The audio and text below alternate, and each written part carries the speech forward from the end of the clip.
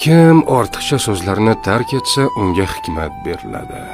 Kim ortiqcha qarashni tark etsa, unga qalb xushuyi beriladi. Kim ortiqcha taomni tark etsa, unga ibodat lazzati beriladi.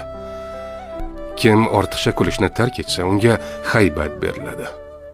Kim mazaxni tark etsa, unga baho beriladi. Kim dunyo muhabbatini tark etsa, unga oxirat muhabbati beriladi. Kim boshqalar aybi bilan mashg'ul bo'lishni tark etsa, unga o'z aybini isloh qilish beriladi. Kimning kulgusi ko'paysa, haybati ozayadi. Kimning so'zi ko'paysa, uning xatosi ko'payadi.